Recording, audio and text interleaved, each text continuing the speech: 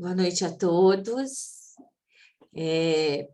Quero começar agradecendo a participação do professor Ari, que veio dar prosseguimento ao nosso programa de orientação acadêmico, uma iniciativa aqui do PMI-DF esse ano, onde estamos diversificando um pouco as nossas linhas de discussão, por entendermos que podemos mais e conseguimos apoiar melhor a nossa comunidade, propiciando esses momentos de reflexão, discussão e trazendo pessoas que nos permitam discutir sobre esses temas com segurança, com leveza, né? O PMI-DF vem, nesses 2 últimos anos, ampliando, né, nossos canais de discussão, e é com grande prazer que a gente passou a acolher o programa de orientação acadêmica. Então, quero agradecer a Ana, nossa diretora de educação, que a partir dessa semana está nos brindando nessa área aqui no capítulo, né? O Matheus, nosso diretor de comunicação, Wanda, nossa diretora adjunta de filiação e voluntariado. Quero que vocês entendam que, para nós, aqui no PMI-DF, a construção da nossa equipe é muito em função da entrega, da capacidade de envolvimento e comprometimento, né? E nós todos somos voluntários. Então, é com grande prazer que a gente trabalha entregando valor para a nossa comunidade. Quero passar a palavra agora para a Ana, que vai acolher o professor Ari. Mais uma vez, muito obrigada pela sua participação e vamos começar a nossa discussão. Obrigada. Legal. Boa noite, pessoal. Obrigada, Cris, aí, pelas palavras. Eu sou a Ana, assumindo aí, como a Cris comentou, a diretoria de educação essa semana. Já estou no PMI já há um tempinho, já há alguns anos, né, em outra diretoria. Essa semana recebi esse grande convite aí, que eu estou bem feliz, tá? Bom, hoje eu quero agradecer também ao professor Ari pela disponibilidade, com esse professor Ari aí da universidade, uma grande pessoa, vai trazer hoje uma grande experiência aqui para nós, tá? Agradecer também, Matheus, por todo o apoio aí a nós, a Vandinha aí. A Vandinha vai estar apoiando todo mundo aí durante o evento, tá? E eu vou estar como moderadora aqui do nosso evento. Bom, eu vou apresentar aí o professor Ari, né? Hoje nós vamos falar sobre a teoria do enfoque meta-analítico, né? Trabalhando uma visão de pesquisa de alto impacto e a visão do TEMAC, né, que é uma abordagem que o professor Ari construiu e ele vai falar ao longo da palestra dele. O professor Ari é pós-doutor em metodologia e estatística aplicada e negócios internacionais e pós-doutor em data science, com ênfase em Big Data, doutor em administração, né, mestre em administração e especialista em ciências de dados, graduado em administração e possui também um MBA em Direito do Consumidor Europeu. Atualmente, o professor Ari é pesquisador da Engenharia de Produção na Universidade de Brasília, também professor do mestrado profissional da Computação Aplicada no Departamento de Ciência da Computação da Universidade de Brasília, colaborador de vários programas internacionais de mestrado e doutorado, e tem mais de 60 artigos indexados, né, em bases de dados relevantes, como Scopus, Web of Science. Professor Ari, seja muito bem-vindo, e a todos seja muito bem-vindo e boa palestra para todo mundo. Boa noite a todos, muito obrigado. Gostaria de agradecer ao PMI pelo convite de poder estar aqui hoje, de poder realmente compartilhar de um tema que é tão apaixonante para mim. Espero poder passar um pouco dessa minha emoção de trabalhar com pesquisa para vocês. E agradecer especialmente a Ana que me fez esse convite especial, né? E o contato que a gente teve aí durante alguns anos e que seguimos tendo, né? É um prazer poder revê-la aqui nesse encontro e conhecer essas pessoas maravilhosas que você me apresentou, o Matheus, a Wanda, a Cristina, entre outros que agora eu não recordo o nome. Mas, de momento, gostaria de agradecer também a presença de todos que estão aqui. A gente vai falar de um tema bastante interessante. Eu vou compartilhar aqui a tela. Deixa eu me ver aqui. Acho que aqui é a maneira correta. Um momentinho. Deixa eu ver aqui se eu... acho que é isso mesmo. Tá já compartilhado aí, né? Perfeito, perfeito, perfeito. Pois bem, eu resolvi hoje, para esse momento, né, eu conversei com a Ana, e trazer para a gente 3 momentos importantes na pesquisa. Eu vou falar um pouco do cenário da pesquisa no Brasil atualmente, para vocês poderem entender um pouco da situação e até fazer algumas ligações, falar das regras do jogo.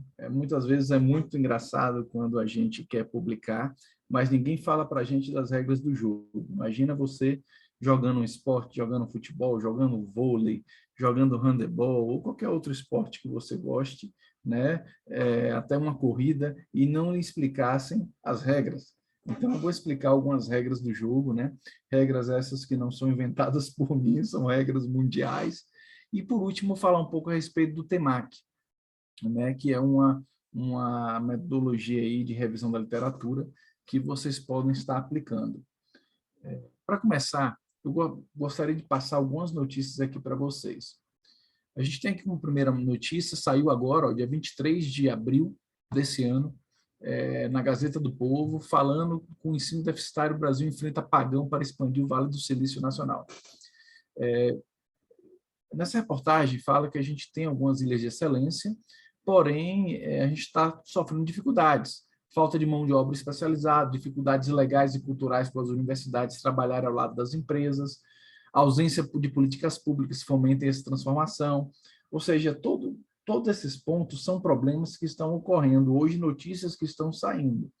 Ou seja, a gente está tentando melhorar o nível de pesquisa e a gente tem que entender por que a gente está falando de melhorar esse nível de pesquisa.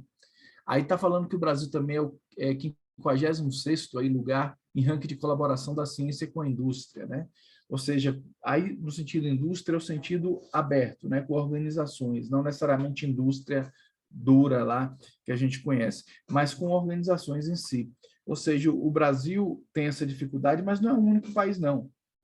De todos os países que eu tive contato, tive a oportunidade de conhecer, todos têm essa dificuldade, essa tentativa. Algumas se saem melhor, outras se saem um pouco pior, e a gente está tentando nossa colocação aí nesse cenário. Mas as notícias continuam, essas notícias já é de 2020. O Brasil está caminhando na última posição do mundo em impacto científico. Herança maldita? A gente vem...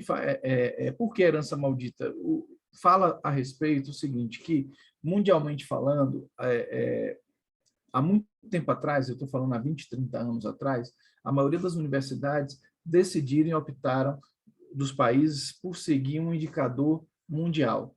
Esse indicador mundial, eu vou falar a respeito para vocês dele nas regras do jogo, a gente chama de o Journal Citation Report, o SciMago, ou seja, as indexações em bases de dados importantes mundialmente. A gente também vai entender porque elas são importantes. Então, o que acontece? Quando você segue esse tipo de indexador, né, desse índice, esse passa a ser uma meta para você como pesquisador, você, universidade, obviamente você vai tentar fazer o melhor possível. Só que durante muitos anos o Brasil não teve isso como meta.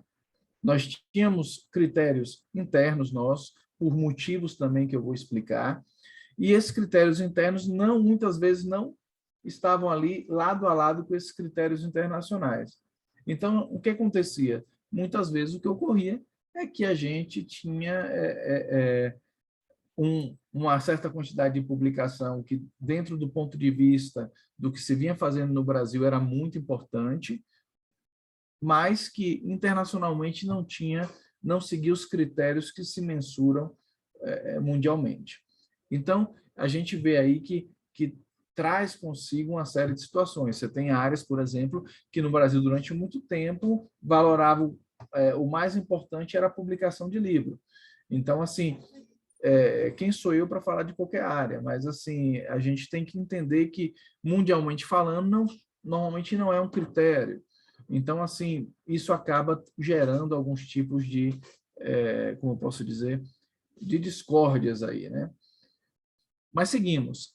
Aí fala que o Brasil estava como principal produtor de lixo acadêmico, ou seja, o Brasil investia aí 30 bilhões, fazendo uma comparação com o Chile de 2 bilhões, e a gente tinha aí menos publicação do que o Chile no mesmo período, investindo 15 vezes menos que o Brasil. Todas essas situações, a análise de internacionalização, o desafio para melhorar a qualidade da ciência nacional, são interrogantes da pesquisa no Brasil, sobre como nós vamos pesquisar, como nós vamos melhorar. Longe de mim dizer para vocês que essas notícias são 100% verdadeiras ou não. Eu acredito que é um panorama, e esse panorama está aí, e a gente tem que perceber que ele existe.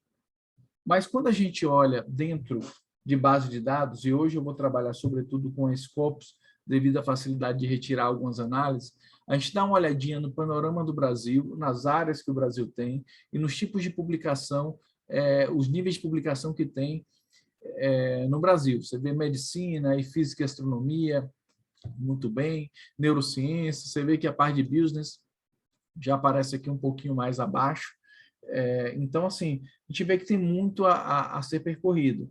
E quando a gente olha o Brasil dentro de um cenário mundial, a gente vê que eu tentei buscar, gente, em todas essas bolinhas aqui, só que chegou um momento que eu cansei e não encontrei o país, mas ele está por aqui.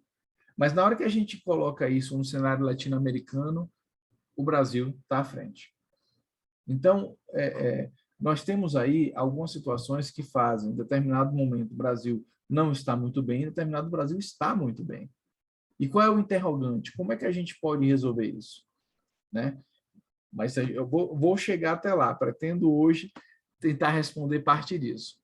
Outra coisa também que a gente pode perceber, né, baseado também em Scopus, por que eu estou usando Scopus nessa primeira etapa? Porque Scopus aceitam publicações também em português, né, diferente do Web of Science que não aceita. Então, a gente tem a questão da língua aí como um obstáculo à publicação brasileira de impacto. E ao trabalhar com Scopus, entram muitos artigos em português, em outros idiomas também, espanhol, o que realmente não podemos ver em Web of Science por causa desse motivo de aceitar apenas em inglês. A gente dá para ver aqui que o número de documentos vem subindo, mas os documentos citados vêm caindo nos últimos anos. A mesma coisa sobre as citas externas, que são aquelas citas internacionais. Ou seja, a gente vem produzindo documentação, mas a gente não está conseguindo chamar a atenção. E aí onde a gente entra e, por que isso está acontecendo? São interrogantes que eu vou tentar responder e ouvir também a opinião de vocês até o final desse encontro nosso. Para que a gente possa entender como funcionam esses indicadores, eu preciso explicar para vocês as regras do jogo. As regras do jogo, gente, são aquelas que todo mundo deveria saber antes de pensar em publicar, e publicar bem, né? Publicar com impacto. A primeira regra do jogo é a gente conhecer um pouquinho da história. Há muitos anos atrás, vamos falar aí há 3 décadas atrás, 4 décadas atrás, quando a gente olhava para um pesquisador, normalmente a gente via uma situação como essa, uma pessoa ali num quarto escuro, cheio de livro, pesquisando, porque essa era a realidade naquele momento. Você tinha acesso a alguns livros, você tinha acesso a alguns materiais, e daí que naquela época você tinha situações que foram incorporadas as citações, como o próprio APUD, né? Uma citação de citação, que naquela época tinha motivo de existir, que hoje já não existe, né? Em termo. Mas quando você parte disso aqui, você vê que o mundo ele foi um pouquinho mais adiante, as pessoas começaram a usar o computador. Eu lembro que quando eu cheguei na universidade, foi essa fase aqui do CD-ROMs em gaveta. As bases de dados lançavam um CD-ROM com os abstracts, então você podia sentar em um cubículozinho desse aqui, você chegava nesse cubículo, colocava no computador o CD-ROM e tinha acesso aos abstracts. Se você quisesse algum artigo, você tinha que colocar o nome do artigo e solicitar para uma pessoa que pedia e chegava, às vezes, 20 dias depois, 30 dias depois, aquele artigo. E, obviamente, você não tinha direito de usar todos os artigos, de pedir todos os artigos. Você tem direito de pedir um artigo por semestre, uma coisa bem restrita, a depender da instituição. Então, eu peguei essa fase quando eu entrei na universidade e, obviamente, isso, se você não tem esse investimento, se você não tem essa possibilidade, isso às vezes prejudica. Mas o que aconteceu? Isso também mudou. E com a chegada dos sistemas de informação, a possibilidade de acesso à internet, nós chegamos aqui a uma situação de base de dados. Hoje, a literatura científica ela está dividida normalmente em revistas, em journals, que estão dentro de base de dados. Então, o que nós temos? Nós temos bases de dados que têm revistas. Eu tenho aqui uma base de dados com revistas, e eu tenho base de dados que tem revistas e tem outras bases de dados incorporadas nela. Quanto melhor for a base de dados, significa que, normalmente, o que eles consideram qualidade é o nível de exigência da base de dados em relação às revistas e outras bases de dados que vão se filiar a ela. Ou seja, por exemplo, você tem revistas que podem pedir para você os seus dados para rodar de novo, quando for possível, né, na pesquisa, e ver se os resultados são exatamente iguais aos que você rodou.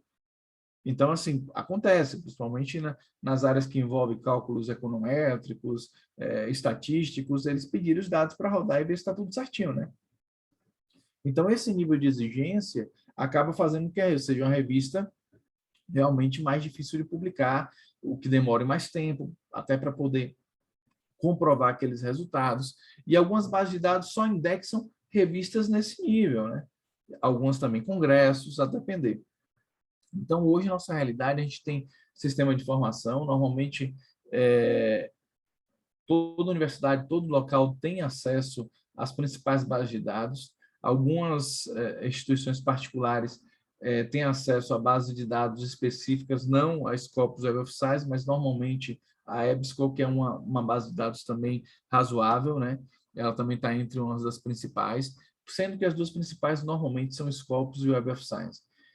Para cada uma das áreas, por exemplo, você vai para a área de saúde, você vai ver a PubMed, se você vai para a área de engenharia, você tem a I3E, você tem a ACM, só que, na verdade, tudo que essas bases específicas de área têm de melhor, normalmente vão para essas duas bases, Scopus e Web of Science. Então, o que acontece? O papel mesmo do professor, do pesquisador mudou. Há muitos anos atrás, quando a gente olhava para o professor e olhava o papel que ele tinha nessa situação, né, de publicação, a gente tinha aqui um papel inicial, que era você ler material, aprender, integrar para poder passar para o aluno, né? Você tinha poucas entregas e uma vida de difusão. O seu papel era difundir aquele conhecimento, né? E tanto que nessa época se estabeleceu, não sei se vocês sabem, mas no começo mestre e doutor não eram titulações, nenhuma titulação dessa era maior do que a outra. O mestrado era equivalente ao doutorado.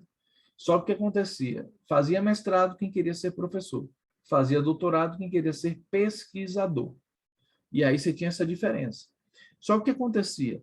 Todo mundo que normalmente ingressava no mestrado e passava pelaquela situação de aprender, chegava um momento que se sentia frustrado de apenas estar estudando aquelas coisas, queria criar algo novo, queria partir para algum tipo de descoberta. E o que ele fazia?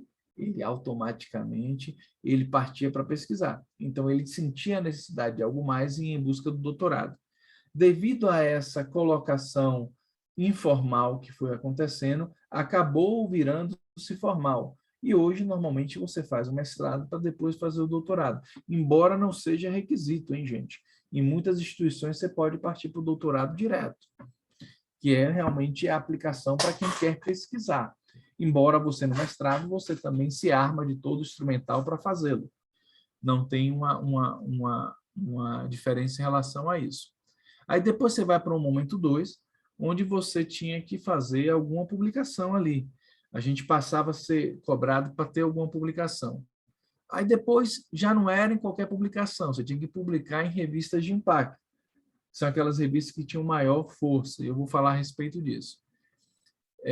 Depois de um tempo, não era só publicar impacto, era publicar constantemente, ou seja, está sempre publicando em revistas de impacto. E agora, nesse quarto momento, nós vivemos uma situação um pouco complexa, em que nos pedem que produza, e produza cada vez mais. Então, existe aí uma corrida em relação a isso, e normalmente quando você tem uma corrida em relação a produzir cada vez mais, normalmente os critérios de qualidade não são os mesmos.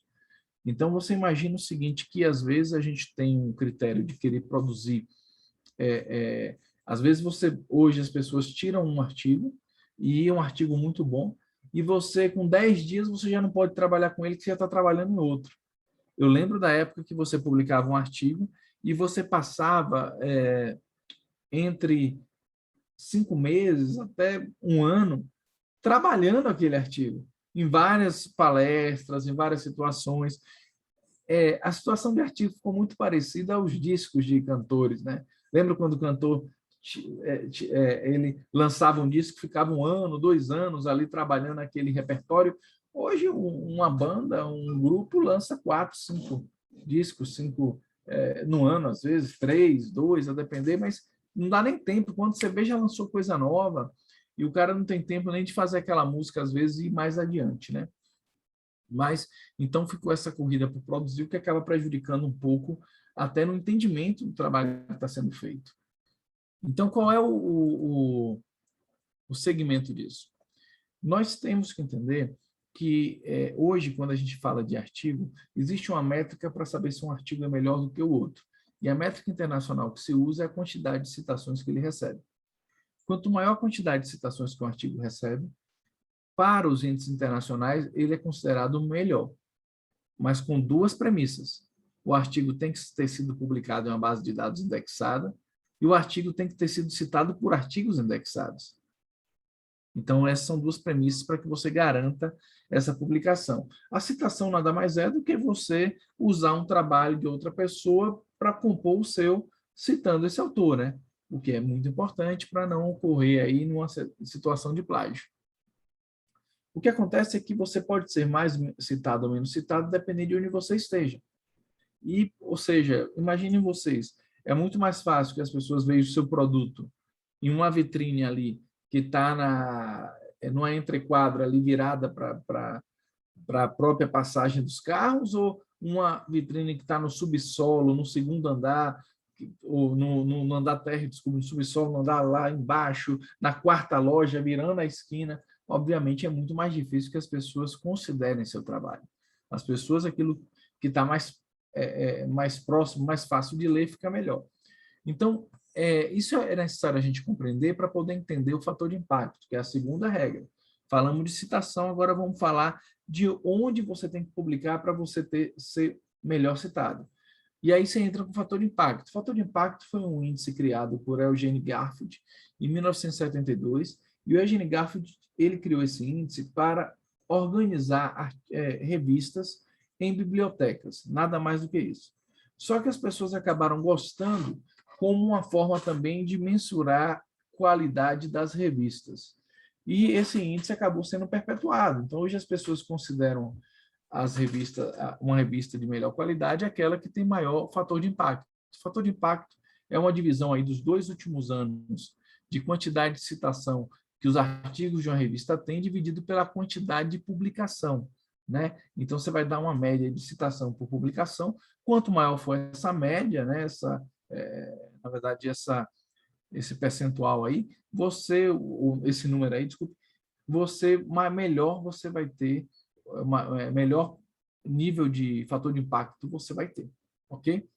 Então, o que acontece? Os autores começaram a pesquisar muito, serem citados em revistas de fator de impacto, mas o que acontecia? Existia uma coisa que incomodava muito, que era a questão tempo. Você sabe que um artigo ele leva, em média, entre 8 e 10 anos para alcançar aí o seu ápice de citação, para a maturidade de citação. O que acontece? Alguns autores ficavam chateados, por quê?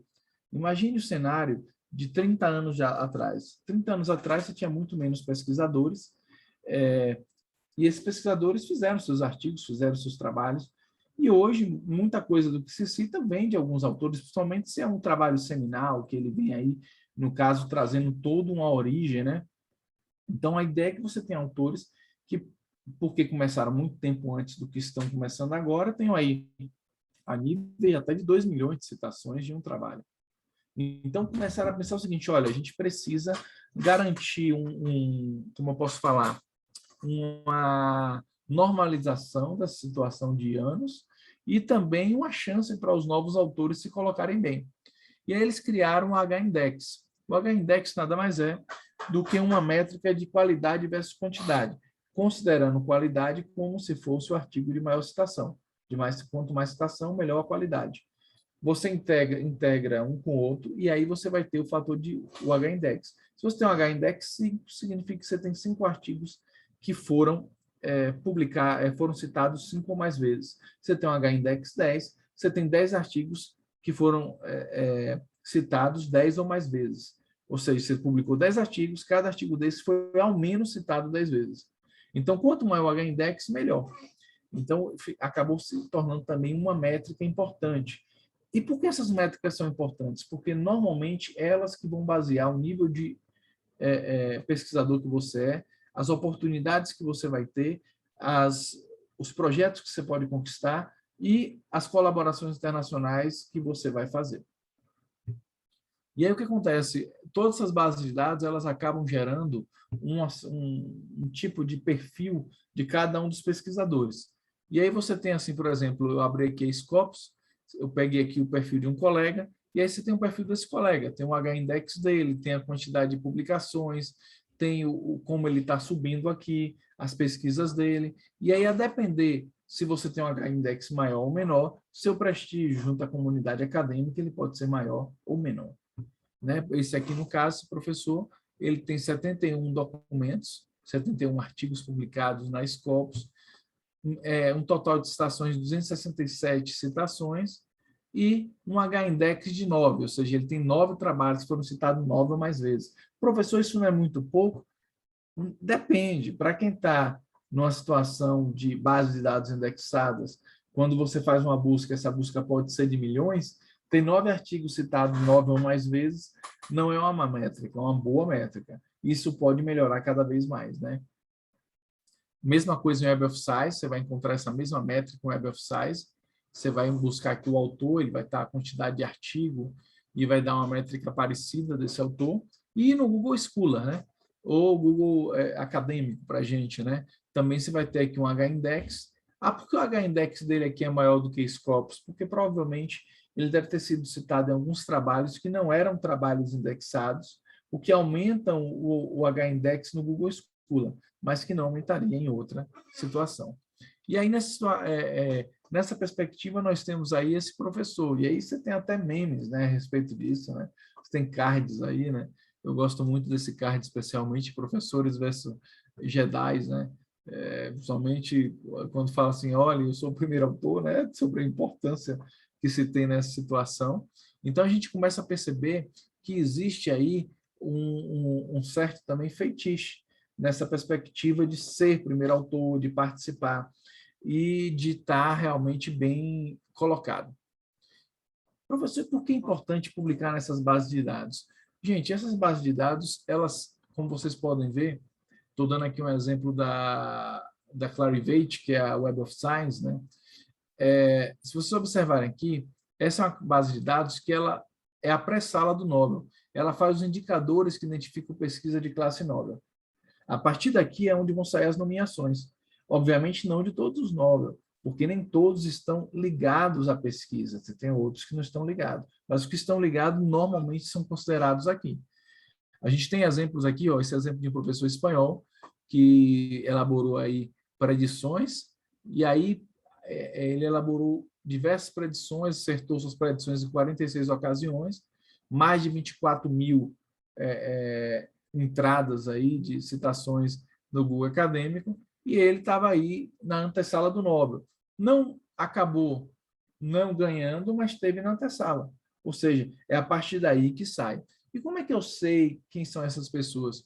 Normalmente, essas pessoas, todo ano, o Web of Science lança uma lista dos 1% mais relevantes de sua área. Isso aqui foi uma lista em 2018, que coincidentemente estava uma mesa de colegas, onde todos eles tinham 1% mais relevantes do mundo nas suas respectivas áreas.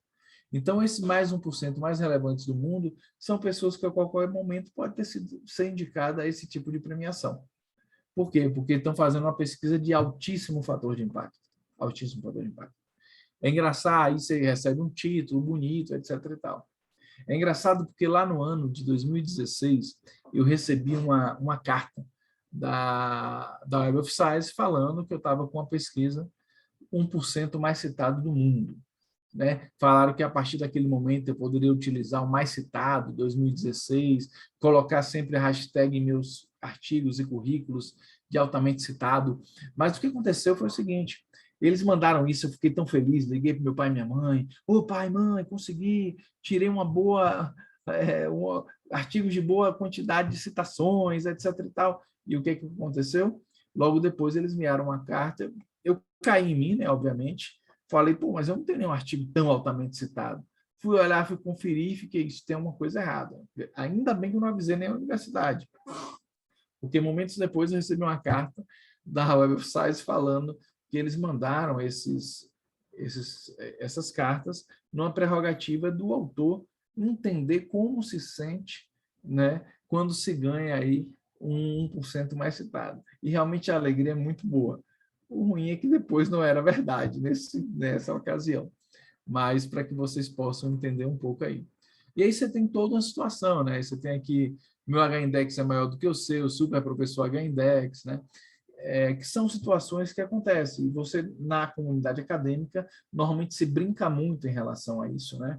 Embora nós tenhamos aí situações diversas, né? Nesse sentido.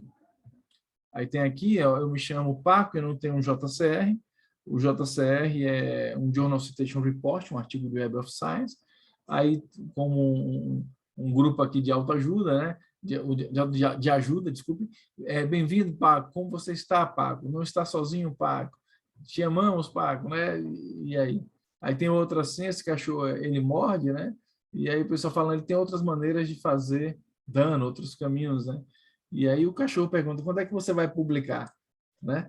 Porque realmente, para quem está na área de pesquisa, quem gosta de pesquisar, normalmente é algo que a gente se sente um pouco pressionado, e as pessoas sempre perguntando quando você vai publicar. O que aconteceu? Se passou o tempo e nos últimos anos a própria CAPES vem remodelando a perspectiva que vai ser o Qualis. E o que está acontecendo agora? O Qualis agora está, como posso dizer, entre uma situação e outra, ainda não se oficializou essa nova contagem, porém, tudo indica que isso seja feito o mais rápido possível, dado o adianto dela. Eles marcaram que entre 2020 e 2024, esse tempo ia ter uma medida aí temporária de adaptação, até em 2024, quando isso ia organizar. Né? E aí eles vão levar em consideração agora uma área só mãe, muito grande. Então, ou seja, se você publicar nas bases de dados indexadas e tiver qualquer coisa acima de 87,5%, tiver no extrato superior acima de 87,5% das publicações, você teria 1 a 1. Se tiver entre 75 e 7,5, você teria 1 a 2. E isso vai servir para a maioria das áreas, embora as áreas vão poder ter aí uma flexibilidade de 20 pontos. Por exemplo, para uma determinada área, ele pode colocar aqui 90 para cima com 1 a 1. E depois mudar. Outra área pode colocar uma outra pontuação que queira. Essa é uma pontuação base, mas que pode mudar a depender do que a área acredite ser importante para ela. E assim se pretende. É um critério que, pelo que eu entendi, ele vai ser temporário até que se adote totalmente os índices internacionais. E aí vocês podem ver que vocês podem encontrar isso em base de dados como Scopus. Estamos vendo aqui essa revista, essa outra revista, que no caso eu acho que esses dois aqui estão acima de 99% das publicações, está no 1% superior, com certeza a 1. E no mesma coisa em Web of Science, você vai encontrar as revistas, os locais, e ele vai estar no quartil 1. Ele já dá os quartis certinho onde você pode escolher. Então, você pode escolher por área e você tem esses quartis aí. A mesma coisa no Google Acadêmico, que passa a adotar o que a gente chama de H5 Index, que também vai ser um dos critérios. E aí, cada área de conhecimento pode adotar entre um critério ou outro. E aí é importante você saber isso, porque quando a gente contempla essas questões, a gente consegue finalmente perceber o que a gente está fazendo errado. Por quê? Porque vira e mexe, chegam convites para que você publique, chegam... E minha pergunta é sempre sempre a mesma. Está indexado? Web of Science e Scopus? Tá? Eu vou dar uma olhada para ver se eu publico. Não está? Eu realmente prefiro não fazer parte, a não ser que tenha um caráter diferente. Como assim? Eu tenho eventos no Brasil que é do interesse da minha área, que o evento cresça. Então, o que a gente faz é participar no intuito que futuramente eles possam ser indexados. Então, a gente participa dessa maneira, porque esses eventos, quando eles existem, às vezes eles custam um valor e você não pode, e o recurso como eu posso dizer, é escasso. A gente tem que tentar utilizar o recurso da melhor maneira possível naqueles locais que estejam indexados em Web of Science e Scopus, na minha situação, mas outras áreas podem ter outras indexações tão importantes como, né? Quais são as principais críticas que se faz?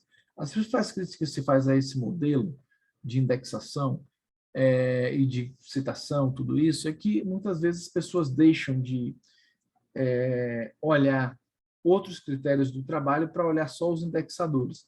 E isso pode prejudicar uma qualidade da pesquisa, porque você tem muita pesquisa boa que realmente, às vezes, não está presente nesses indexadores, e isso pode prejudicar. Então, para isso, foram montados 2 movimentos. Você tem o movimento de São Francisco, o DORA, se eu não me engano, fundado em 92, onde ele pede às instituições, aos órgãos governamentais, né, aqueles supranacionais, que eles não considerem apenas o fator de impacto como um fator de maior importância na hora de destinar valores financeiros para pesquisa, ou mesmo contratação de um docente, pesquisador, que eles observem outras coisas, porque você tem temas que são melhores valorados, tem mais citações, e temas que têm menor citação. E o SES é uma rede latino-americana que tem esse mesmo papel que o DORA tem a nível mundial. Então, ele traz situações diferentes. Por exemplo, vou dar um exemplozinho aqui para vocês. Um dos problemas que temos com áreas diferentes é esse. Eu tenho aqui esse problema. Esse aqui é um artigo da área de física, né? E o que acontece é um artigo, com certeza deve ser um artigo muito interessante, indexado. Mas, por exemplo, na minha área, como em muitas áreas, normalmente nos limitam a ter 5 autores no máximo, né? Algumas áreas até veem com maus olhos, preferem 3. Mas o que acontece? Você tem outras áreas que aceitam o maior número de autores. A que você está vendo aqui, professor, isso só está um autor, não, porque ele botou o ERAL aqui para poder citar lá embaixo. Normalmente, qualquer trabalho, você vai ver o nome de todos os autores aqui em cima. Nesse caso, não. Os nomes vêm abaixo porque são muitos nomes. Obviamente, isso aqui tem uma qualidade que eu não posso mensurar aqui, porque é na minha área, mas aqui começa o nome dos autores. Estamos na página 9. Esses são os nomes dos autores do artigo.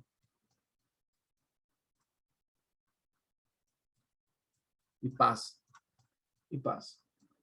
E passa. E passa. Então, o que acontece? Você tem artigos que chegam até 2.000 autores. Então, o que acontece? A gente não pode comparar que tinha com essas universidades. Foi da página 9 à página 24, só de autores. Ou seja, maior número de páginas de autores do que do próprio artigo em si. Não estou dizendo que nenhum deles não tenha colaborado, algo assim, mas que existe uma diferença. Essa área aceita, é uma questão deles, deve ter um motivo. Mas tem outras áreas que não aceitam. Então, a gente comparar possibilidades de mensurar a pesquisa com citação em H-index em áreas tão diversas é muito complexo. Isso necessitaria um pouco mais de mão. Outro fator vem das questões sociais, né? Você tem muito trabalho que ele está diretamente relacionado a uma questão social, que envolvem pessoas, envolvem situações nacionais que são importantes. Você tem muito pesquisador que estuda, por exemplo, vulnerabilidade e pobreza, que nunca nem passou perto de um local assim, mas estuda por meio de dados secundários, etc. e tal. E nós temos aqui pesquisadores excelentes, professores extensionistas fazendo trabalhos de primeira linha, que realmente mereceriam ter um pouco mais de atenção em seus trabalhos, mas não ocorre. Essa é a situação. Então, esses movimentos pedem que se mude um pouco isso, né? Se mude um pouco essa situação. Mas qual é a parte boa? Estão tentando trazer novas métricas. E aí a gente começa a ver a entrada também de um papel onde as empresas, as organizações passam a ser bastante importantes, né? Como, por exemplo, agora as novas métricas estão por vir, o Allmetrics, ele trabalha não só as citações, como o uso, captura, menção em redes sociais, além da citação. Então, esse Allmetrics, tudo que está aqui, se você lançou um livro na Amazon, se você tem alguma coisa lá em GitHub, seu códigozinho, seu projeto, isso tudo contabiliza para o autor. Se você pegou uma coisa no meu GitHub e levou para o seu, se você baixou meu artigo no seu Mendeley, tudo isso é contabilizado. Se você assistiu essa palestra no YouTube, que vai ficar gravado, isso contabiliza para mim, e assim por diante. Então, está se tentando se aproximar cada vez mais da realidade que o mercado tem. E aí, por meio de vários indicadores que já existem, né, dessas colaborações. Então, vai trabalhar com os usos, cliques, downloads, views, as capturas, né, bookmarks, os favoritos, as menções em blog, comentários, nas redes sociais, os likes, as citações. Então, tudo isso vai contabilizar para gerar um índice que espera-se que seja muito mais equilibrado. Universidades que já estão adotando falaram que o percentual de arquivos de repositório já aumentou de 6% até 13%, e a expectativa é que se aumente cada vez mais. Então, assim, eu acredito que pode ser uma boa solução para a gente também. E aí você entra algumas questões sobre a pesquisa, que a gente também tem que compreender. E aí entra uma situação que um pouquinho talvez possa desanimar, mas não é essa a ideia que a gente quer, não. Normalmente, em 2018 foi a última vez que eu tive acesso a esse documento. Com essa questão do Covid, a coisa meio que não saíram documentos mais, ao menos não chegaram em minhas mãos, né, que eu sempre pego com colegas. Esse foi um colega meu que publicou, e ele coloca ali o seguinte, que a taxa de rejeição do JCR, né, que é da Web of Science, chega a 65%, da Scopus 54%, da Web of Science emergente, né, que ele chama, o Emergent Source Citation, que é uma opção nova da Web of Science, chega a 76%, ou seja, uma média de rejeição de 65%. O que eu estou querendo dizer?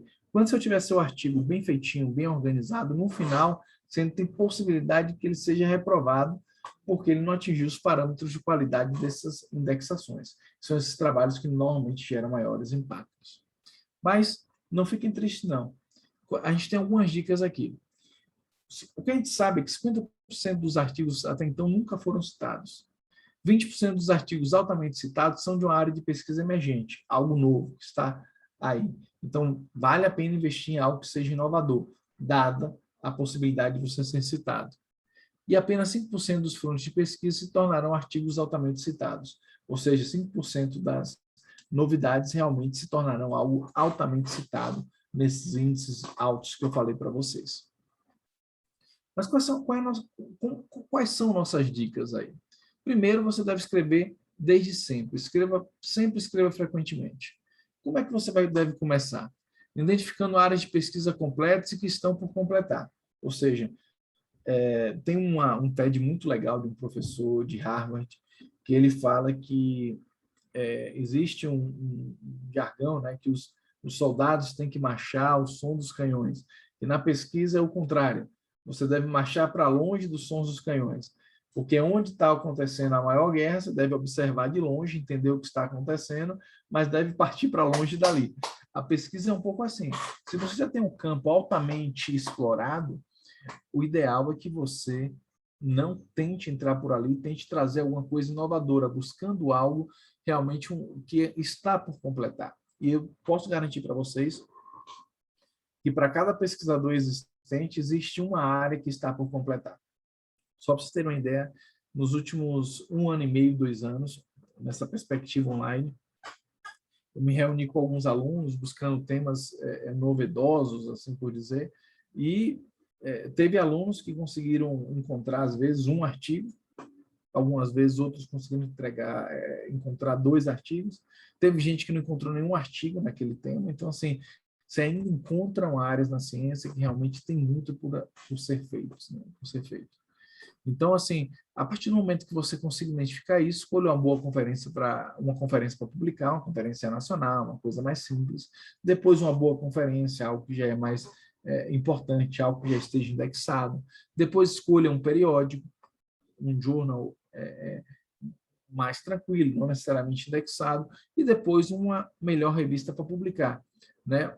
Até chegar à melhor revista para publicar, que vai ser indexado e vai fazer com que o seu nome consiga um prestígio muito grande na área. E aí entra, quais são os 7 pontos de interesse, professor, para um artigo científico? Gente, os 7 pontos de interesse para um artigo científico as pessoas estão interessadas em fenômenos inesperados. Como assim fenômenos inesperados? Fenômenos inesperados são aqueles que realmente não espera que ocorra.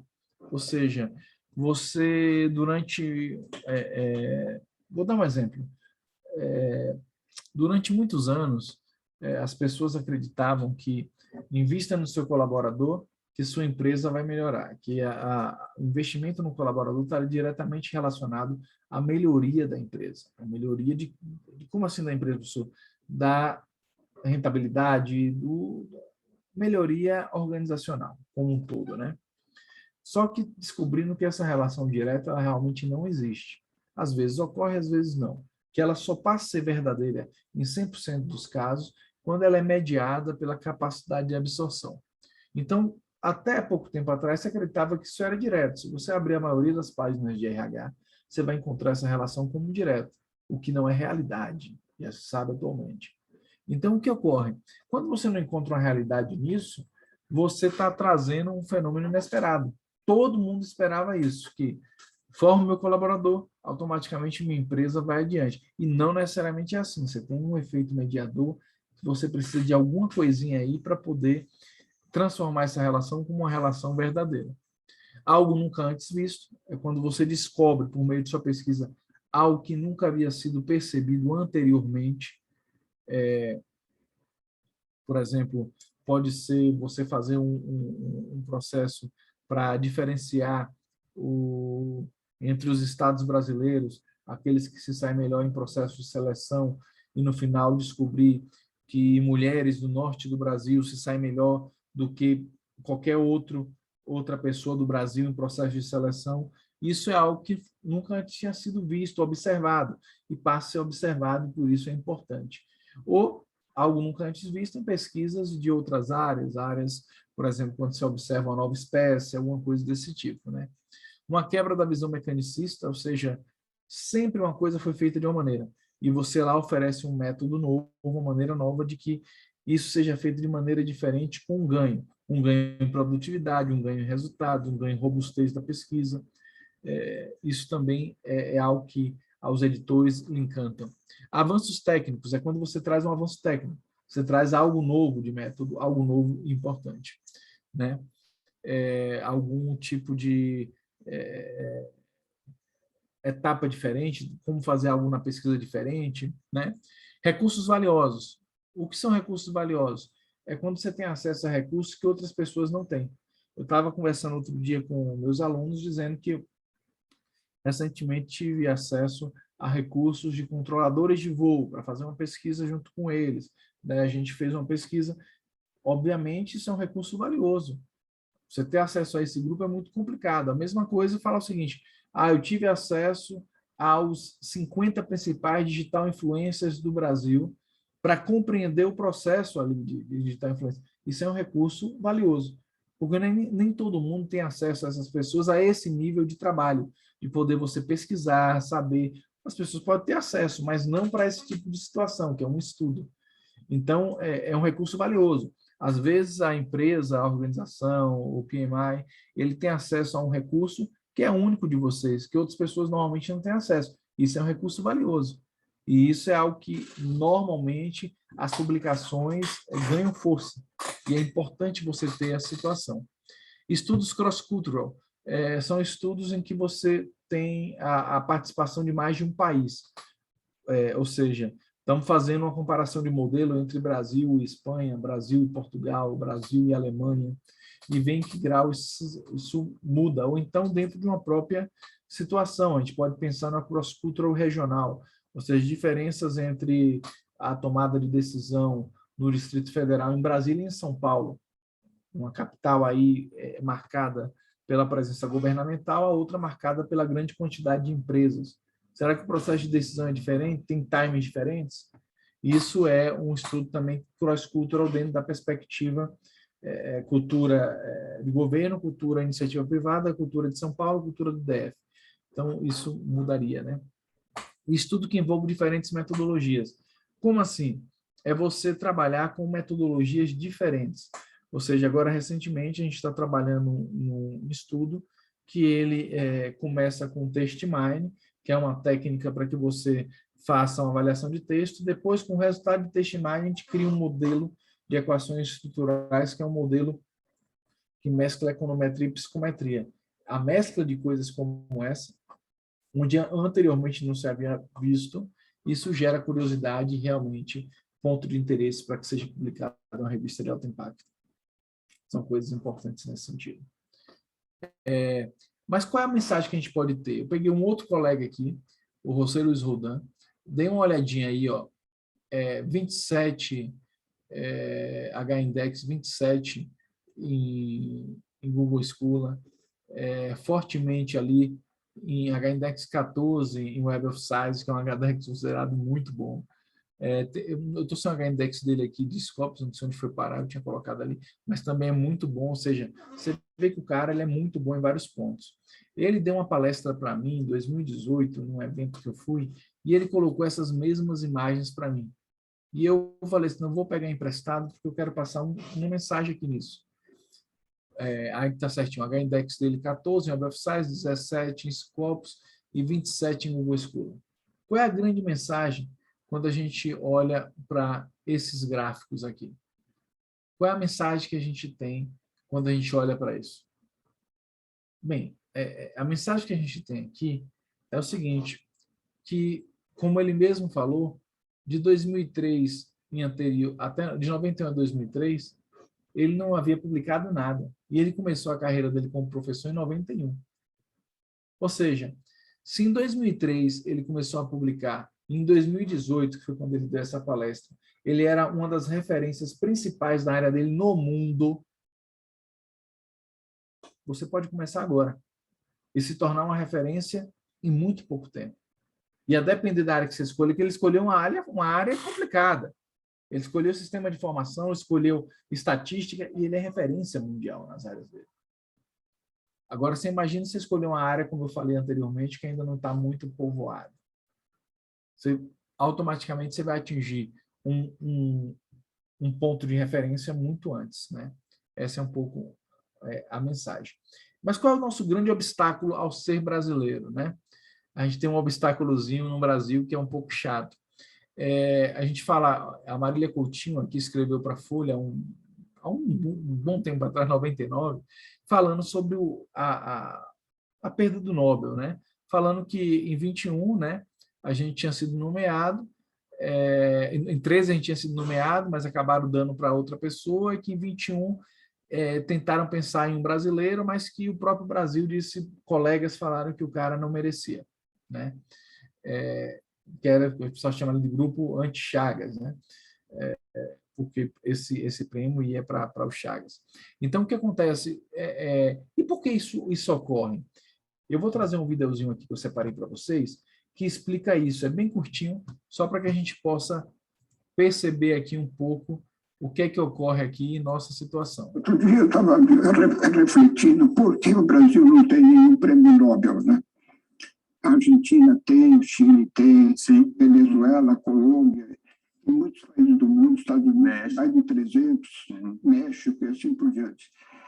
E nós não temos prêmio Nobel. Por quê? Exatamente essa pergunta, numa oportunidade que eu tive num jantar em Estocolmo, eu vi que, de repente, eu tinha na minha frente 3 membros do comitê que indica os prêmios Nobel. E aí fiz essa pergunta para eles. Eles não responderam imediatamente, não, porque acho que ficaram meio embaraçados. Mas eu acho que depois de umas doses de vodka, coisa desse tipo, um deles falou assim: vou responder a sua pergunta. Vocês, brasileiros, são destruidores de heróis. Olha, nossa, foi uma pancada no estômago. Nossa. Aí eu falei: por quê? Ele falou: todos os candidatos brasileiros que apareceram, contrariamente a dos outros países, em particular Estados Unidos, quando aparece um candidato brasileiro, todo mundo joga pedra do Brasil. Não tem apoio da população. Parece que um brasileiro desconfia do outro, ou tem ciúme do outro, sei lá o que acontece. Então, a gente pode ver aí que existe uma situação complexa, né? Quando a gente fala de também galgar situações maiores, porque a gente tem uma questão cultural também, que é muito difícil, às vezes, um colega olhar para o lado e ele reconhecer como um grande pesquisador, ou pelo menos um pesquisador expoente, ou um pesquisador que seja. Às vezes, eu lembro que uma vez eu trouxe um colega aqui, que em 2016 ganhou o prêmio de artigo científico mais comentado do mundo na área dele, e eu trouxe ele para dar uma palestra, ele veio dar uma palestra. Quando terminou a palestra, o pessoal falava assim: pô, realmente o cara parece bom, mas ele é muito calado, né? Ele é um cara, assim, muito introspectivo. E eu fiquei pensando assim, o cara também tem que ganhar o prêmio, tem que ser alegre, tem que ser feliz, daqui a pouco também quer que o cara seja bonito, ou seja, tudo impossível, não tem como ser tudo. Então, assim, uma coisa é uma coisa, outra coisa é outra coisa. O cara está lá sendo avaliado pelo trabalho dele, fez bem o trabalho dele, perfeito. Obviamente, a gente vai excluir aí questões de caráter moral, que aí, obviamente, isso prejudica o processo. Mas, não tendo nada de caráter moral, a pessoa pode ser mais introspectiva, mais extrovertida, isso vai depender de cada um, né? Então, como dar um passo em direção aos principais índices? O que a gente colocou dos 7 pontos, um fenômeno inesperado. Como é que eu sei que é fenômeno inesperado? Você precisa de revisão da literatura. Como eu sei que é algo nunca antes visto? Preciso de revisão da literatura. Como você sabe, como é que você quebra a visão mecanicista? Tem que saber se é mecanicista ou não. Revisão da literatura. Como eu sei se eu estou trazendo um avanço técnico? Revisão da literatura. Como eu sei se o recurso é valioso? Tenho que olhar se isso está na literatura. Como eu faço um estudo cross-cultural? Revisão da literatura. Tenho que saber como está em outros países, poder fazer. Como eu faço diferentes metodologias? Onde é que eu vou buscar as metodologias? Na revisão da literatura. Então, um dos grandes problemas que nós temos atualmente é realmente a revisão da literatura. Nos últimos anos, a revisão da literatura ela vem servindo e deve servir, né, para levantar material relevante, ver o que mais impacta e, a partir daí, construção do seu referencial e, futuramente, modelos, se o seu trabalho for nessa linha. Trabalhar ajuda você a levantar as escalas de medida, levantar as perguntas certas do questionário e, por último, a integração de informações também. Você pode integrar uma grande quantidade de resultados aí. Quando a gente fala de revisão sistemática, que já é uma revisão que ela segue uma série de premissas, um dos maiores points da revisão sistemática é a Barbara Kitchen. Ela traz para a gente o seguinte, que toda revisão da literatura deve seguir protocolo, critérios de validação e alguns pré-requisitos. Alguns pré-requisitos são trazidos em alguns artigos dela, é que a literatura só seja em inglês, que só sejam feitos de artigos, que os textos sejam completos, nenhum texto de abstrato, resumo, que seja de revista científica, ou seja, não pode ser de outro local, não pode ser de anais de congressos, procedimento papers, né? Um recorte justo, ou seja, dentro de um determinado ano, deve-se fazer snowballing, ou seja, eu pego um grupo de artigos, olhar tudo que eles citaram e tudo que eles citaram eles, e fazer uma leitura detalhada. Só que muitas vezes a gente tem essas situações e a gente tem que se equilibrar. Porque às vezes não dá para fazer tudo isso. A gente tem que fazer alguma coisa que esteja equilibrada.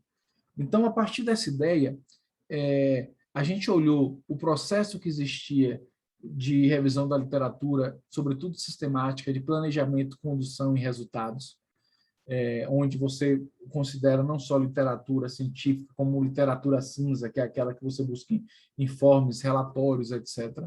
E a gente propôs uma perspectiva interessante, com uma ressalva.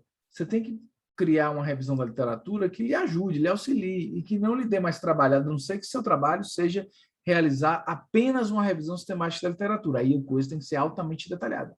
Mas quando não, a ideia que eu passo para vocês é que realmente vocês tentem fazer algo que lhe auxiliem. E foi nessa ideia de tentar encontrar facilidade e encontrar realmente algo que fosse útil que a gente inventou o TEMAC. O TEMAC, ele vem inicialmente da própria premissa do meta-análise, meta-análise que nasceu lá embaixo, lá atrás, em 1935, com Fischer, onde ele foi o primeiro a pensar em combinação de resultados. Ele falava que um resultado independente não significa nada, eles devem ser combinados. Mas é Smith-Glass, em 77, que fala que era necessário fazer uma meta-análise para provar que Elsen que estava errado. Elsen que era um cara que dizia que a psicologia clínica não funcionava. E aí Smith-Glass provou, por meio de uma combinação, que estava errado. E aí acontece, em 2001, Arenas, Garcia e Bustelo fazem um artigo no intuito de buscar fazer uma meta-análise, mas eles não conseguem fazer algumas modificações.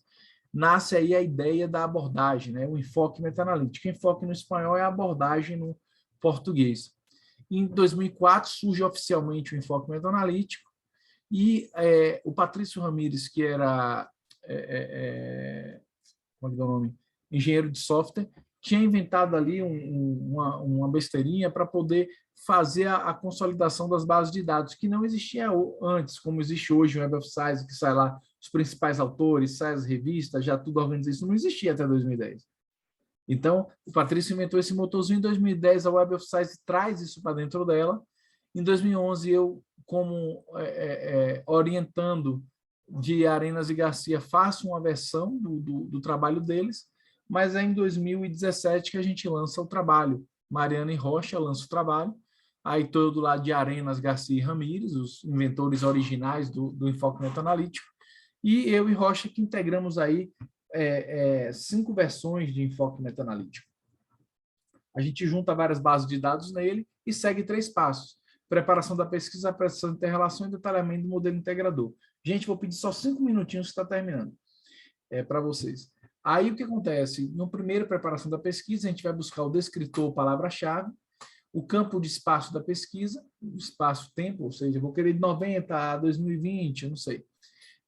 Base de dados que você vai utilizar, você já coloca ali, e quais as áreas de conhecimento serão utilizadas. Tem algumas áreas de pesquisa, como a parte de saúde, que ele tem um local típico só para encontrar os descritores, para ajudar nas strings. Se você abre o dexbvs.br, você, por exemplo, você vai fazer uma pesquisa sobre AIDS, você coloca lá o nome, ele sai todas as palavras-chave ligadas a esse termo que você pode utilizar. Infelizmente, na minha área, tanto engenharia quanto computação, eu não conheço algo que faça isso. A gente tem que buscar nos artigos as palavras-chave e usá-las, né? Mas o que acontece? A gente vai fazendo busca entre palavras-chave e tentando encontrar ali o que é relevante dentro delas. E assim à medida que a gente vai buscando, a gente vai encontrando aquelas áreas que são mais interessantes. Se o que eu encontro aqui é muito pequeno, eu passo para uma área maior e tento só organizar, fazer o recorte final no começo, ou no final. Eu sempre falo que a ciência é um eterno caminho de bifurcação, você deve escolher uma opção e justificar o motivo de não ter escolhido outra. É uma coisa que a gente traz também. Para cada uma das buscas que você faz, a palavra-chave que você escolheu, por tudo isso você tem que justificar. Escolhi esse, não escolhi esse, por esse e esse motivo. E aí a gente traz uma série de resgates aqui que a gente faz. Desde o registro mais antigo, o histórico, padrão de artigos. O que se estudava em 2018? Como mudou de foco em 2020? Né? os autores mais publicaram, conferências com maior quantidade de publicação, os países, as agências financiadoras. Isso aqui é importantíssimo para a literatura cinza, porque por meio dela a gente encontra onde está sendo publicados os informes, idioma, universidades, áreas, né? Revista, palavras-chave, revistas indexadas, tudo isso a gente consegue encontrar por meio do TEMAC. Depois a gente vai fazer aí detalhamento modelo integrador. Vamos fazer a mancha de calor de Cocitation e Copley. Cocitation normalmente fala do passado, Copley vai falar dos frontes do futuro, onde a gente vê o que é mais importante de cada uma delas. Eu não estou detalhando muito o método em si, porque a gente tem uma paginazinha que eu vou deixar para vocês, que vocês podem acessar, e lá eu tenho um curso de 25 aulas sobre isso. Desenhamos aí um pouco como foi, quantos a gente buscou, o que a gente excluiu, que é um pouco do design do que vai ser essa pesquisa. E chegamos ao modelo integrador. Aqui é um modelo integrador em espanhol. A gente pegou as principais teorias dentro da área da administração e foi colocando o que a literatura que a gente encontrou contribuía. Isso a gente também consegue por meio do TEMAC. Então, dessa maneira, quando a gente faz uma revisão da literatura, a gente tem aí a possibilidade de ver diversas situações diferentes. Mas o que é importante a gente compreender? Se eu hoje fosse criar um sistema de incentivo no Brasil para que a gente melhorasse tudo aquilo, eu faria o que a Malásia está fazendo. O que a Malásia está fazendo? A Malásia adotou uma situação que ela libera valor e financiamento para qualquer tipo de publicação indexada, seja Web of Science, seja Scopus, mas que esteja indexado. Por quê? Porque cada vez mais as pesquisas começam por meio de uma revisão da literatura. Cada vez mais se usam programas para isso. O R tem uma biblioteca só para poder fazer essas revisões. Você tem programas como o Vosvier, o NVivo também faz alguma coisa desse tipo para questão de texto. Você tem outros EndNote, que também ajuda bastante. Então, o que acontece? Uma vez que você começa de uma maneira automatizada, ele vai em busca desses índices. Se você fez um bom trabalho de revisão e citou as pessoas corretas, quando você for tirar o que a gente chama do Copley, que é esse futuro, seu artigo vai sair aqui. É impossível você ser citado se você não está na vitrine. Então, se você trabalha com temas inovadores e você trabalha com as citações corretas, por meio de uma boa revisão da literatura, a probabilidade de você se tornar um autor citado é muito grande. Então, hoje, o que a Malásia saiu de um país que mal aparecia nas listas para estar entre os 5 países mais importantes de publicações no mundo. Como? Usando isso. Usando essa visão. Então, assim, é um pouco da ideia que eu queria passar para vocês hoje aqui. Eu deixo aí vocês com a frase: se eu vi mais longe foi por estar sobre ombros de gigante. Eu acho que esse é o melhor conceito aí da citação, né? Você sobe ombros de gigante para poder ver mais longe. Agradeço aí, deixo aberto agora as perguntas que vocês tenham e muito obrigado mais uma vez aí. Muito bom, muito obrigada, professor Ari, muito bom. Essas informações a gente sempre aprende. Algumas coisas aí até me atualizei da época que eu fiz mestrado, né? Tive um curso, né, de TEMAC. Muito bom. Pois é. Professor, nós temos uma pergunta aqui que foi enviada no chat. Foi enviada por Alex Siqueira, tá? Ele não está com o microfone aberto, mas mandou um textinho aqui para a gente. Como vê a publicação para profissionais que não estão diretamente ligados à pesquisa científica formalmente? Há dicas para as publicações, para que as publicações apoiem questão de prestígio, tanto no meio científico quanto no meio corporativo? Aí não tenho certeza se faz sentido o tema. Pois bem, eu vou dar algumas situações aqui.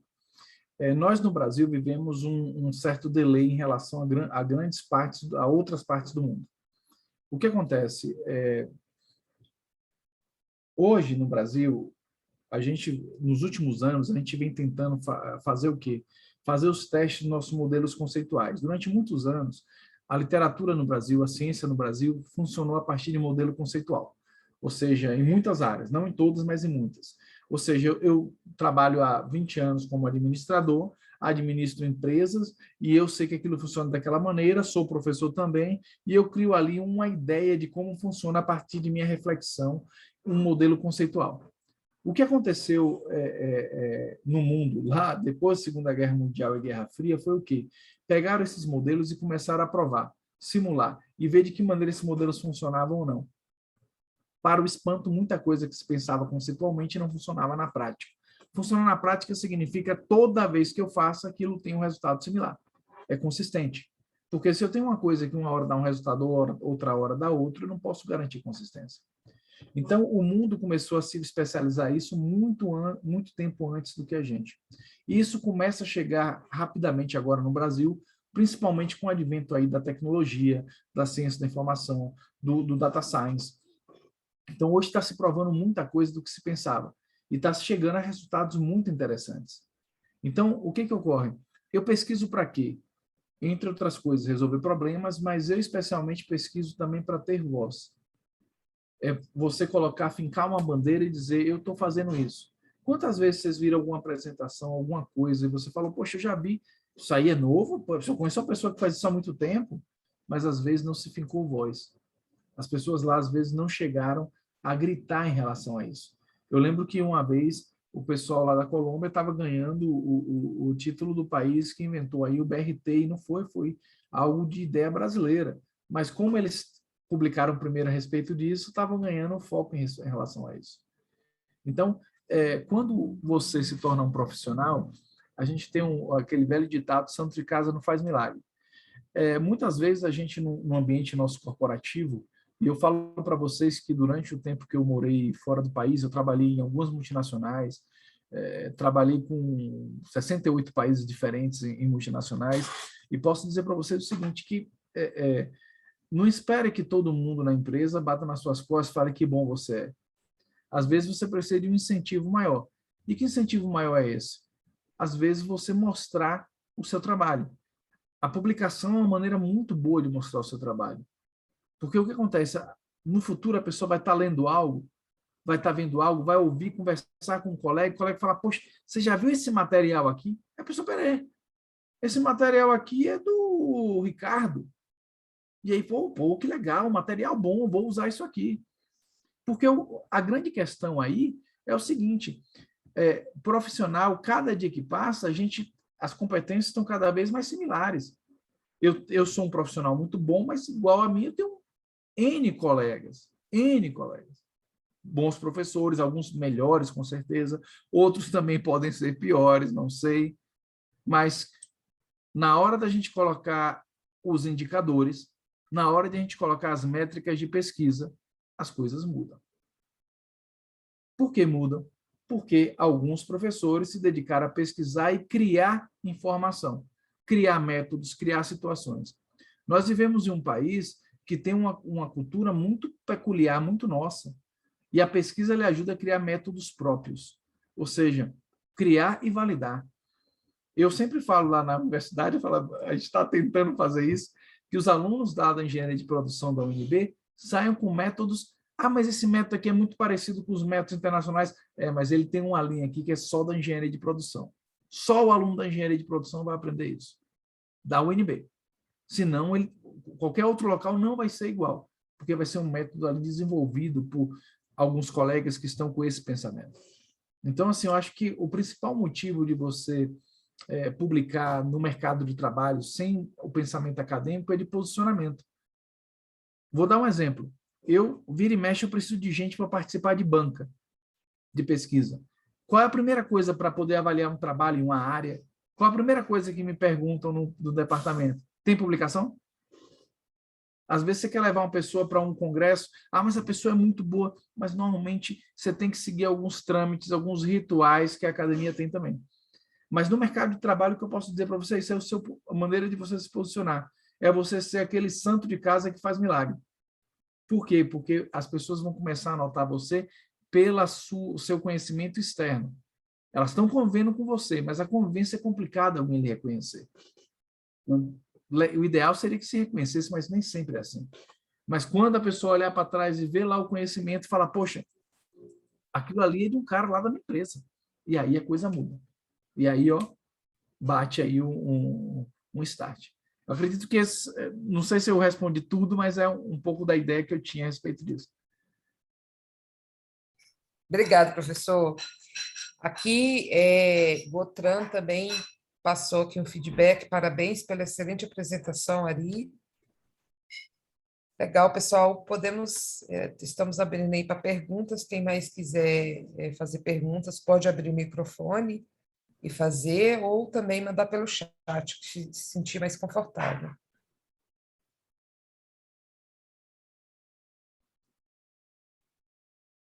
O pessoal é tímido, né, Ana? Professora Ari, o pessoal é tímido. É igual na sala de aula. A gente, às vezes, fala assim, agora pode perguntar. Todo mundo fica assim, aquele silêncio. Né? Então... Olha, Maíra, você vai fazer alguma pergunta? Não, pode ir, Ana. Legal. Maíra perguntou aqui, como procurar as revistas para conseguir boas publicações? Eu vou dar uma dica aqui para vocês, que é o seguinte, deixa eu compartilhar aqui só para que a gente possa ver rapidinho. Vocês têm aqui um site como esse é um site chamado SciMago. Eu vou colocar aí no nosso chat para que vocês possam ter acesso a ele também. Um minutinho só, quando eu terminar de compartilhar, eu coloco. É o scimagojunior.com. Você vai aqui em Journal Rankings e você vai poder fazer uma busca. É assim que normalmente eu busco para onde eu vou publicar inicialmente. Tem outras plataformas também. Mas o que eu faço aqui? Eu vou primeiro aqui buscar minha área. Eu, atualmente, vou botar aqui minha área de engenharia. Perfeito. Aí, dentro da área de engenharia, ele pergunta se eu quero escolher uma subcategoria. Aí eu falo, beleza, eu quero escolher uma subcategoria. Eu estou na área de engenharia de produção, que no inglês é Industrial and Manufacturing Engineer. Eu cliquei aqui nela, perfeito. E agora é hora de eu saber o seguinte, eu vou pegar todas as revistas ou eu quero fazer ainda um recorte? Porque aqui me sai todas as revistas de quartil 1. E à medida que vai baixando, vai chegar as revistas de quartil 2, quartil 3, e aqui o país de origem de cada uma delas. Eu vou fazer o seguinte, eu quero saber alguma coisa aqui de Latinoamérica. Vou pegar aqui Latinoamérica. E aí eu vejo, no Latinoamérica, infelizmente, eu não tenho nenhuma revista quartil 1, mas tem o quartil 2, a produção que é brasileira é quartil 2. Eu clico aqui e abro. Aí ele vai me falar o H-index dessa revista, vai falar um pouco a respeito dela, e aqui embaixo eu vou poder ter, vai sair aqui um bocado de indicadores, né? Com calma cada um vai ver. E normalmente aqui, deixa eu ver onde é que eu encontro isso aí, vai sair, cadê? Aqui. Vai sair a homepage da revista. Também o e-mail do editorial, como publicar na revista. Aí eu clico aqui, agora não está abrindo, deixa eu botar aqui. Production Brasil. Que às vezes elas mudam, normalmente sai bonitinho. Aqui é Production Service, eu não quero isso não, quero Production Journal, aqui.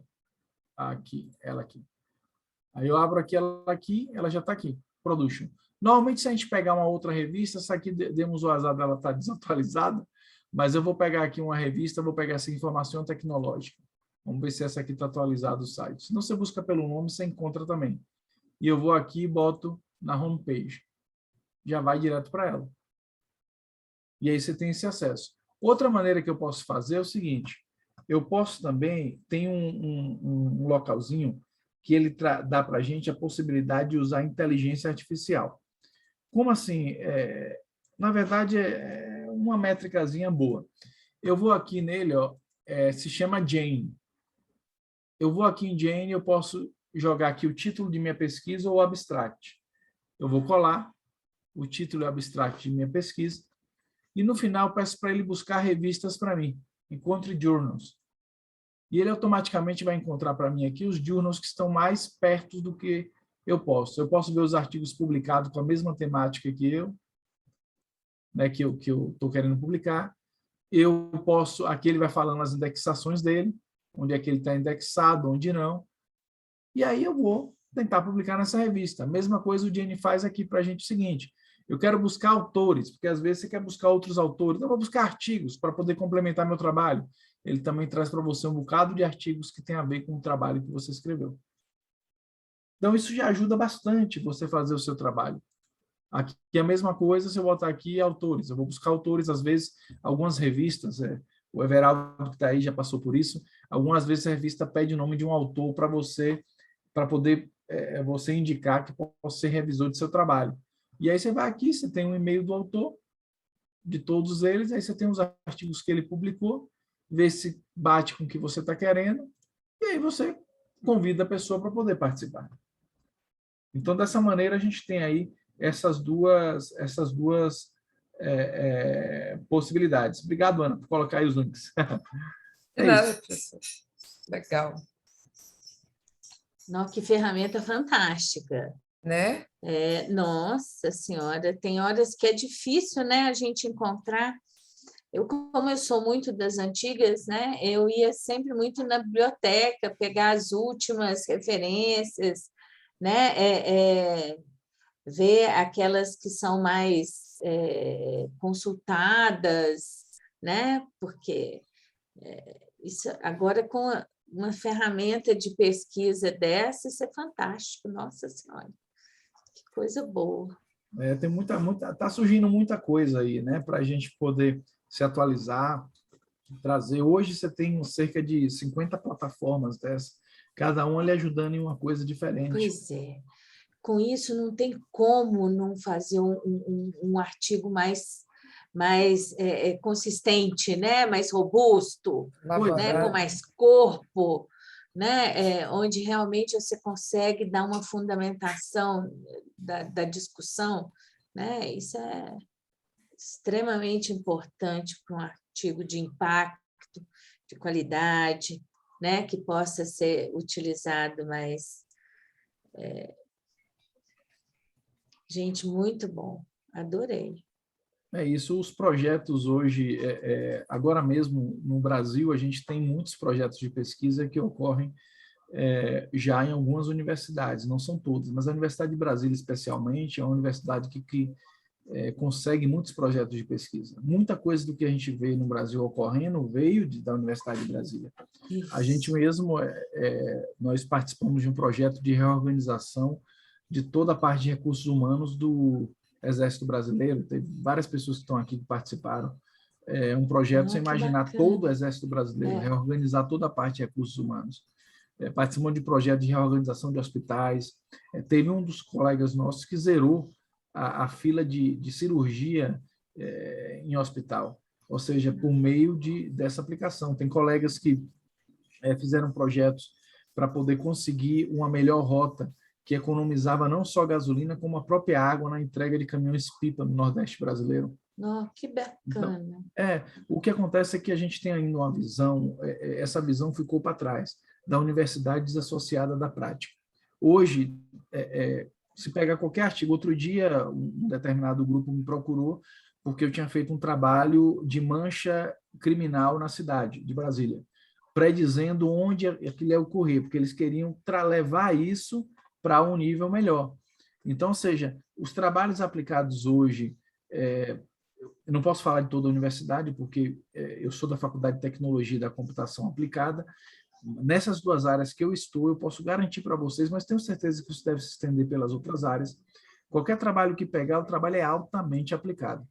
Você pegar o trabalho dos alunos do PPCA, que é um mestrado profissional, qualquer trabalho, por exemplo, eu e o meu ex-aluno, o Tiago, a gente inventou um índice de risco de pessoa física, de endividamento de pessoa física para banco. Então, ou seja, que está com certeza sendo usado no banco ao qual ele faz parte. Tem outros professores trabalhando outras coisas tão interessantes quanto.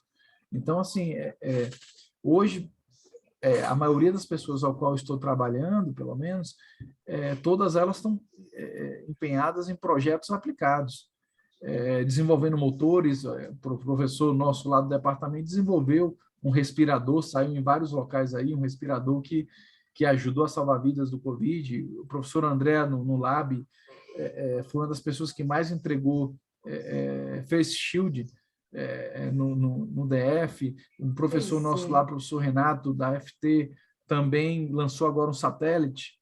Só que nem sempre essas coisas chegam na mídia como devem chegar.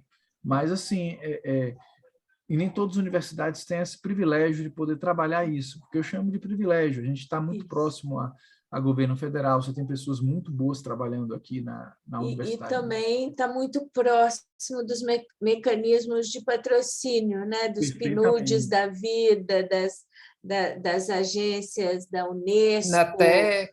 Né? Isso, da Finatec, né? Que são áreas que fomentam e apoiam essa pesquisa, né? Eu entendo que assim é um recurso, né? A mão de obra desses alunos, dessa academia, né? Como cabeça pensante para fundamentar uma série de projetos, né? Porque uma pesquisa nada mais é que um projeto. Vou puxar a sardinha para o meu lado. Né? Eu sempre dou um jeitinho de achar um gatilho aqui, né? Mas, gente, mas é isso mesmo, porque assim, a base, né, de todo o projeto é o planejamento, e um artigo é isso, é o planejamento para evidenciar fatos, discussões e chegar numa conclusão de viabilidade, né?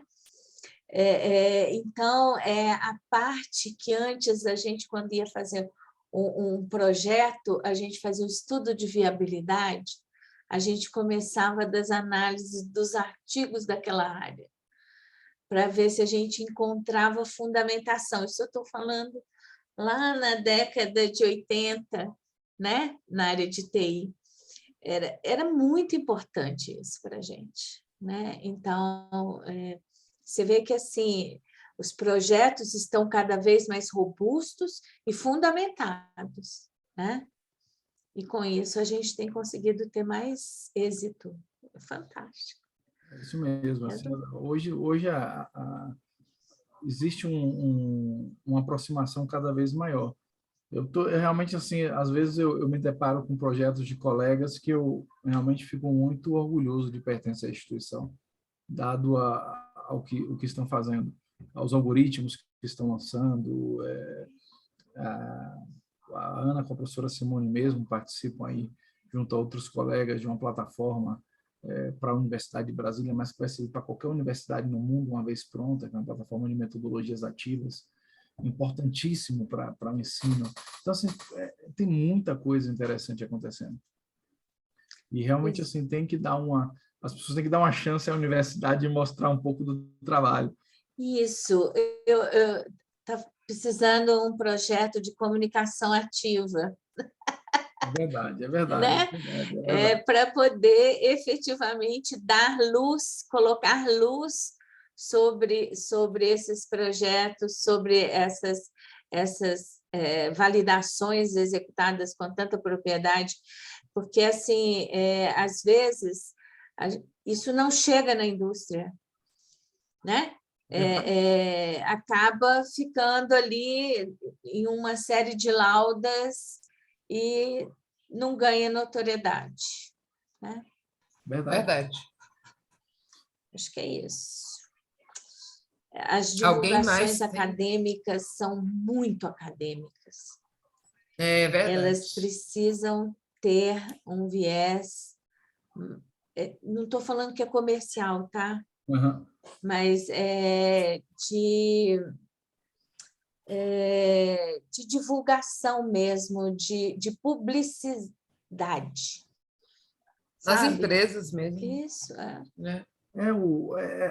talvez mensurar o quão aplicável né? Porque quando a gente coloca dessa maneira, né, para a minha área, né, que é engenharia e computação atualmente, outras áreas também, como administração, contabilidade, fica muito fácil a gente conseguir isso. Mas tem outras áreas que não necessariamente trabalham com aplicabilidade direta, que para eles, às vezes, é um pouco mais complexo. Mas eu confio, minha maneira de enxergar a universidade é uma universidade ativa.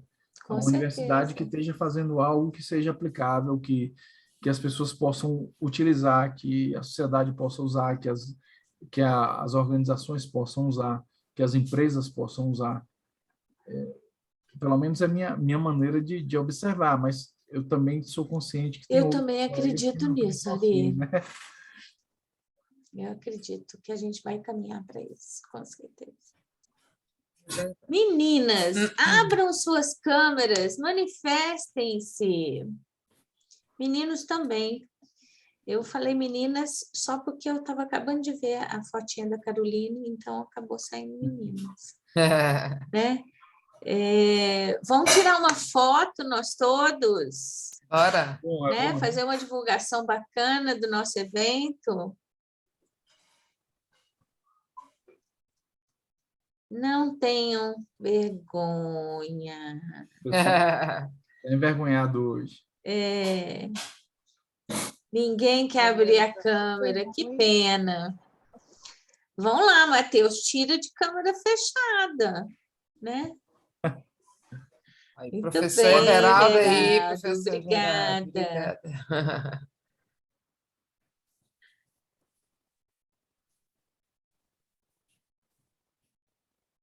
Conseguiu aí. Isso. Carol, obrigada, viu? Também achei a aula excelente. Professor Ari, quero agradecer do fundo do coração. É muito bacana a gente ver esse conteúdo, a gente saber que a gente tem recurso suficiente hoje, né? E cada dia mais a gente vê o aprofundamento, né, da nossa área acadêmica. Eu quero agradecer demais a sua participação, a sua disponibilidade, agradecer mais uma vez a Ana por estar moderando aqui com a gente, fazer parte da nossa equipe, Matheus, Wanda. Muito obrigada a todos, de coração. Uma boa noite a todos. Boa noite, boa noite. Muito obrigado. Eu agradeço também muita participação.